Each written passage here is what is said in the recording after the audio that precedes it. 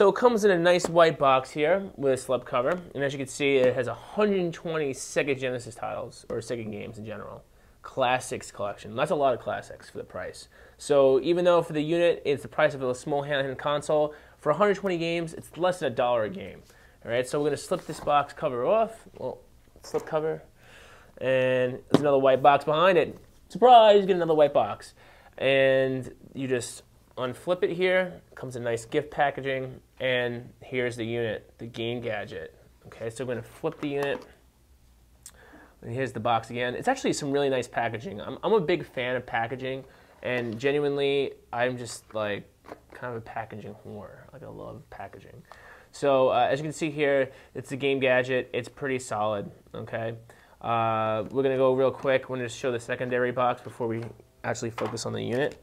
There's another box underneath it, so you could do a little dance and try to get out, or you can just scoop the side. Whoa, there it goes. Nice packaging. And we just have basically this cord. It's a TV connectivity cord. Manufacturer says that it's enabled to be connected to a television set. How awesome is that? A micro USB cable, right? And ready for this? Ready for this, right? This is where all the weight comes in. Here we go.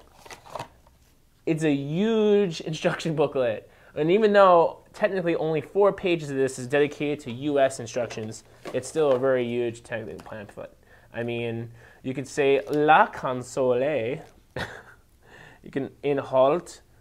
Yeah, whatever that says.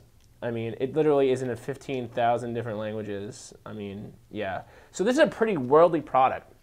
Anytime I see a huge Bible-looking booklet, it always tells me that there's going to be some support, hopefully, right? And even not, you just bust it wide open.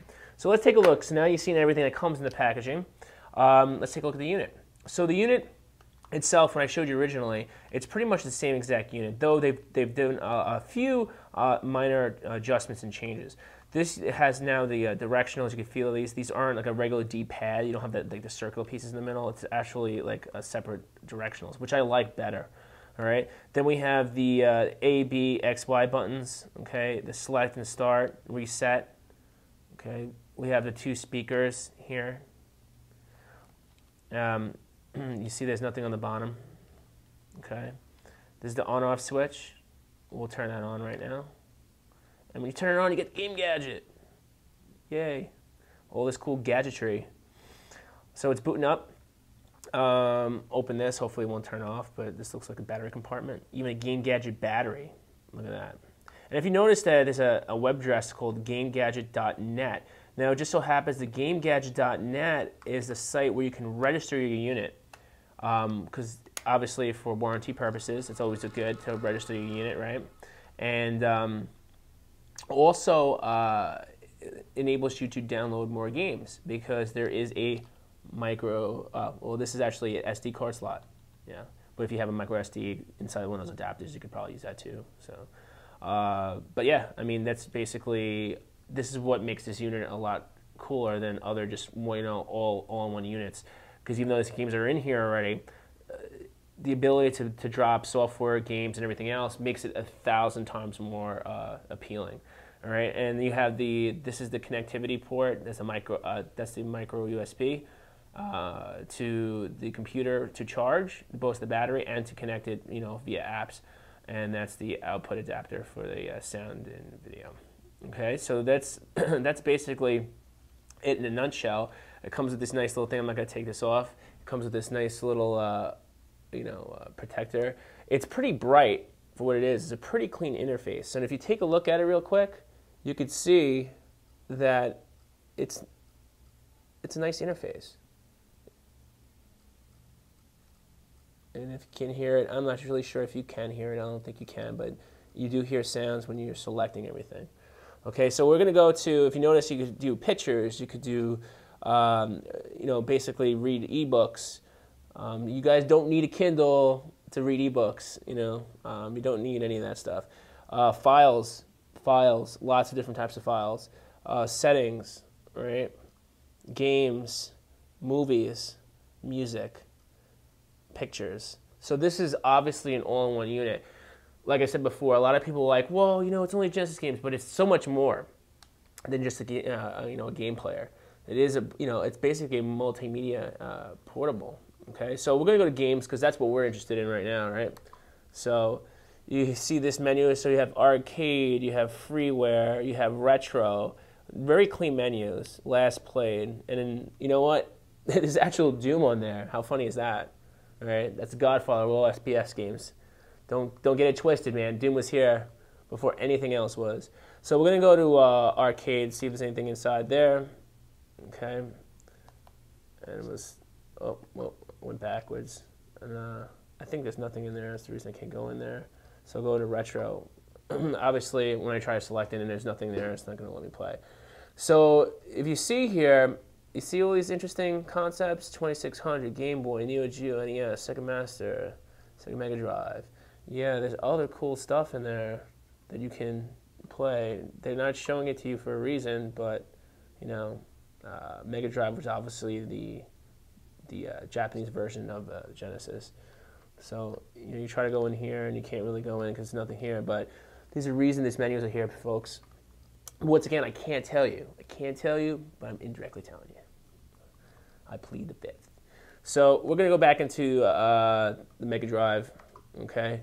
And let's play. You know what? This was a great game right here. Aladdin. Pretty cool. So loads it.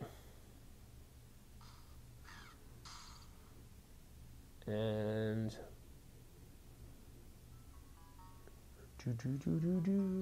so here we have start button, so you can start it up.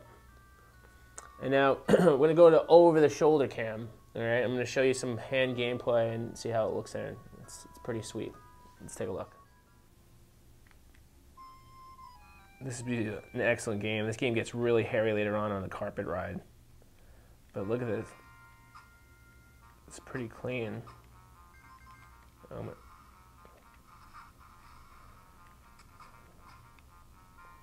This is one of those Genesis games that like the animation was like superior, even compared to the Super Nintendo. They did a great game here with this. And if you can hear the sound effects. The sound is obviously a very important thing amongst, you know, retro gamers. It sounds pretty on point for what it's worth. Right. As you see, the directionals are very tight. So I just lightly press it and it goes to the right. You could do stutter stepping if you want. That's how you get past these points fairly easy. Oh. But all right, so if I get tired of Aladdin because my ADHD kicks in, what do?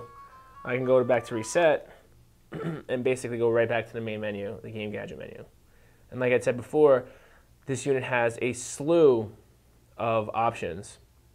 It does take a little while to boot up because it is basically you know, a portable multimedia unit. And with that in mind, sometimes it takes I'd say about half a minute on average to boot up. Shouldn't take longer than that. There's probably something wrong with the unit then. Okay, so let's go back into games. Let's go back into retro. Let's go back into Mega Drive, and you see all these games. And then, you know, there's some really good stuff. Cash of Illusion, Castlevania Bloodlines, Comic Zone. I mean, there's just a ton of cool stuff. Dynamite Headdy, Earthworm Jim, that's a classic. You know, look at all this. General Chaos, Ghouls and Ghosts, Golden Axe 3. Ooh, one we haven't even seen stateside. You know, pretty cool stuff. So there you have it, gamers. You have the two buttons on the top too. These have been redesigned. They're a little output a little bit. They're a little like clicky, but they feel responsive. And these are actually really nicely designed right here. So overall, I'm happy with the changes they made to the unit. Definitely a better product at this point. So that's basically the Game Gadget portable multimedia system. This gadgetry does a lot of other cool stuff. Obviously, you can upload files and music and watch movies. It's got a lot of potential, but like I said, you've got to read the instructions. You got to register your unit, And most of all, if you want to buy one and pick one up at a low price, don't forget to go to doscheap.com, our sponsors, where you can pick up this and other cool games, gadgets, and accessories, not just for this, but all types of gaming and goodness for a fraction of what you pay anywhere else. All right, gamers, well, thanks so much for watching. Don't forget to check out our new DOSreviews.com, where we have reviews on just about everything. And don't forget to check us out on our YouTube channel, YouTube/DOSreviews, where we'll also be showcasing lots of other cool gadgetry this side of 2013. All right, gamers, I'll talk to you guys soon. Thanks for watching.